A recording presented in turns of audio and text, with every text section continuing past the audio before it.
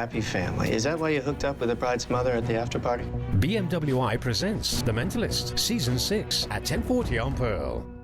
L'Occitane 以蠟菊配合7元活基因子，破解衰老基因密碼，升華再生功效。L'Occitane Divine Cream 臨床實證能抗皺、重塑輪廓、修復歲月痕跡。全新 Divine 極致再生精華油隆重登場。L'Occitane en Provence。每粒紐崔萊多寶營養片都係一個品質承諾。透過指紋圖譜技術鎖定營養精華，呢個就係營養豐富嘅紐崔萊多寶營養片。The 2015 Village Representative Election and Kaifeng Representative Election will be held next January. If you meet the eligibility requirements and wish to stand as a candidate in the election, you must submit your nomination form in person from November 14th to 27th this year. For inquiries, please call 2152-1521 or visit the dedicated website. All eligible men and women are welcome to stand in the election. Enjoy dim sum with a modern twist. Follow Jessica Jan's fashion adventures. Check out timepieces exclusively made for ladies. Plus, roll in style with a custom-built bike. Thursday night, Dolce Vita at 10 on Pearl.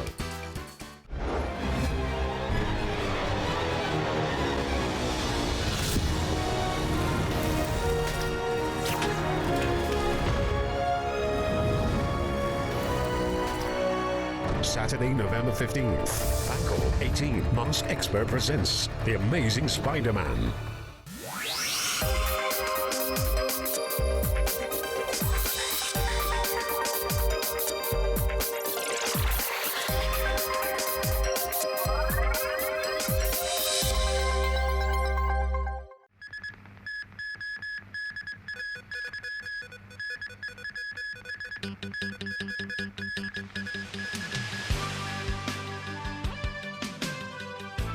Occupiers wait to find out if interim injunction orders against them extended. Attacks on journalists lead to second arrest. And Brazilian voters choose to stay the course.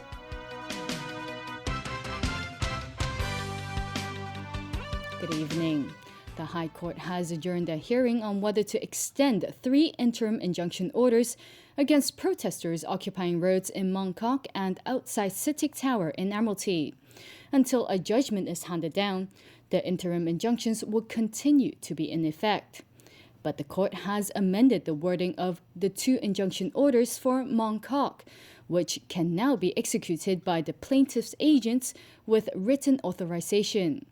While the wait continues, anti-Occupy movement organizer, the Alliance for Peace and Democracy, has announced that since Saturday, it's received more than 800,000 signatures up until 7 o'clock this evening.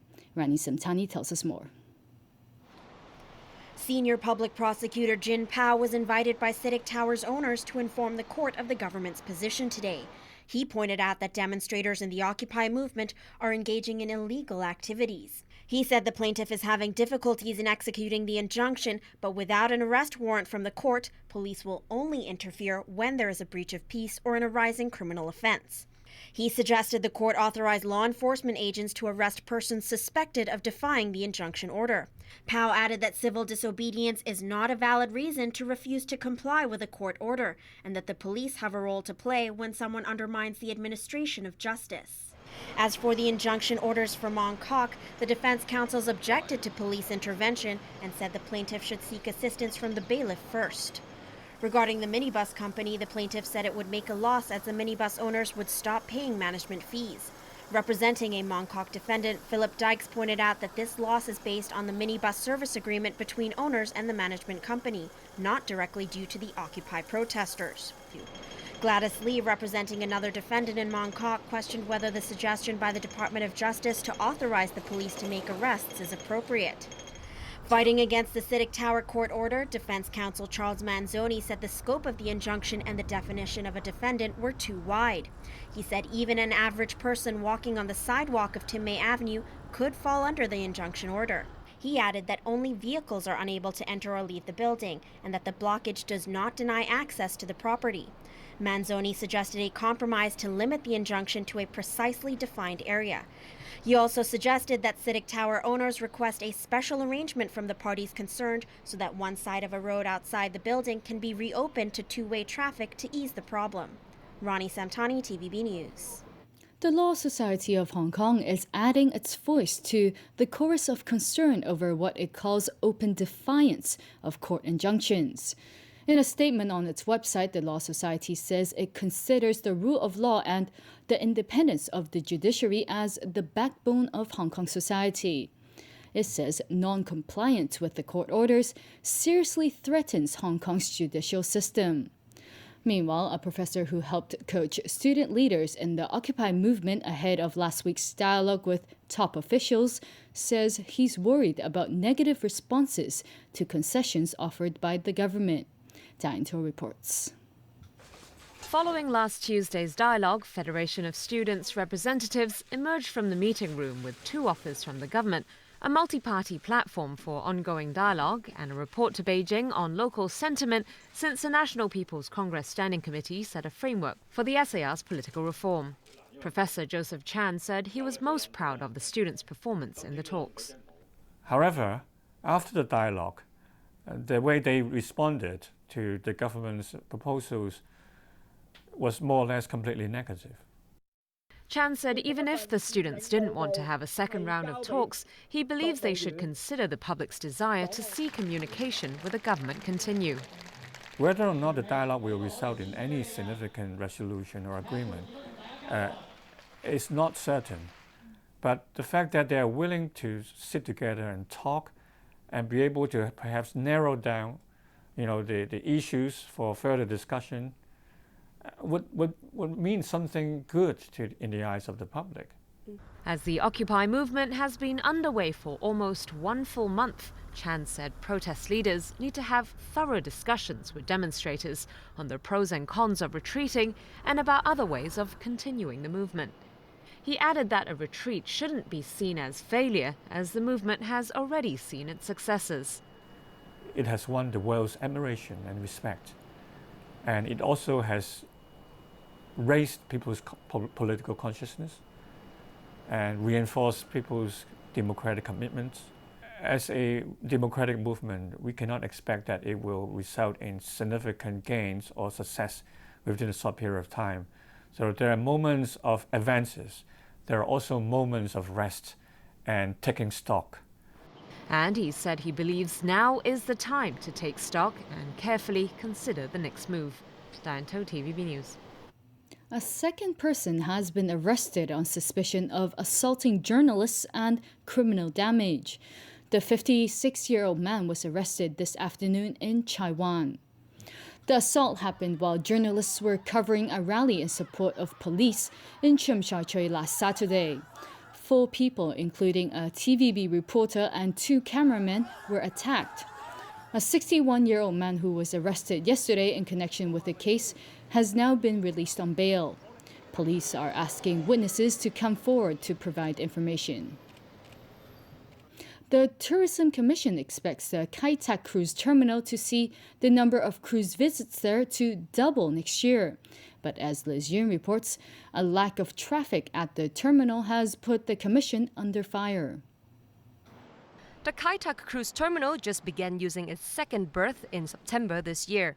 The Tourism Commission expects 28 cruises to visit this year and projects that figure to double for next year. But in a LegCo panel meeting on economic development, some lawmakers worried the pier's lack of use. We're talking about these vessels which berth only for one day. So 55 days divided by 3. We're talking about only 20-odd days where the vessels are other than that, the place will be, vacant, and there wouldn't be any business for those operating the ancillary facilities there. Regarding frequency or the number of berthings, we will fight for as many berthings as possible. that would depend on the promotion by the cruise operators and also how we promote tourism for Hong Kong in general. Some legislators criticized the lack of a clear orientation for the terminal. Could you tell me what exactly is the long-term positioning of the terminal? Is it going to be a basic transport facility, or is it going to be like the ocean terminal, which is an composite or comprehensive commercial facility? The Tourism Commission says it's making plans to cooperate with nearby ports such as Taiwan in hope of drawing more vessels to the Kai Tak cruise terminal.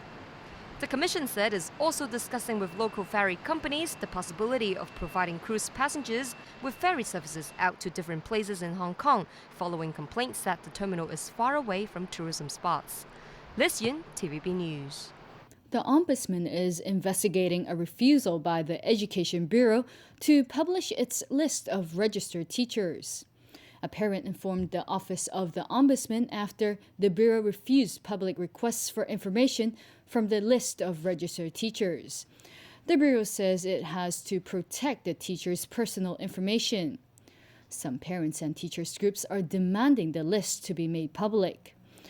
The public is being asked to submit their views on the issue to the Ombudsman by November 27th. The Bureau says it will cooperate with the investigation but will not review personal information without the specific teacher's consent. Overseas now. Voters in Brazil have chosen to stay the course after one of the closest, most divisive presidential campaigns in decades.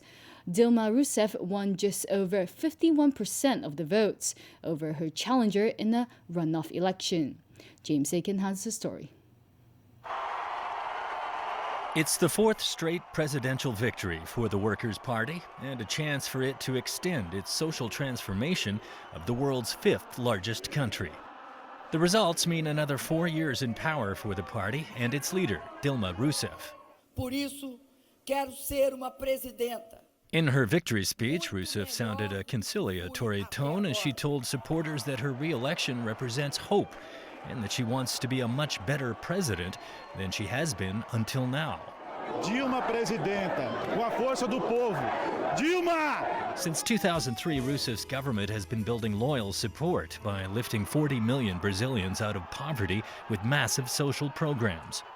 It's also slashed unemployment in a country that still struggles with massive income inequality. But the globe's seventh largest economy has underperformed since 2011, with some fearing it could put the social gains at risk. Amid heavy security, voting was peaceful and free of the political violence that plagues other countries in the region. But the results underline social and geographical divides in Latin America's biggest country. Presidential challenger Aécio Neves and his party prevailed in Brazil's richer south and west regions, but his party's image of representing the country's wealthy minority likely cost him at the polls. In his concession speech, he said Brazil's biggest priority should be to unite. Rousseff's re-election means Brazil will remain on middle ground in South America between the more socialist governments of Venezuela and Argentina, and the more business-friendly, faster-growing countries like Colombia and Chile. The 66-year-old faces immense challenges in reigniting a stalled economy, improving substandard public services, and trying to push political reforms through a highly fragmented Congress. James Aiken, TVB News. The question of how far leaders should go to prevent an Ebola outbreak has erupted in a political firestorm in the United States. While the leaders of 3 states believe mandatory quarantine is a must, the Obama administration disagrees. Sonia Artero reports. The governors of New York, New Jersey, and Illinois refused to budge on their decision to subject those in direct contact with Ebola sufferers to a mandatory 21-day quarantine. But they did ease the restrictions to allow for home quarantine. From an operational efficiency point of view and from a safety point of view, the preferred option is to ask them to stay at home. And now the state of Florida will do the same. But the nation's leading doctor on infectious diseases sided with the Obama administration and rejected the new policy. the idea of a blanket quarantine for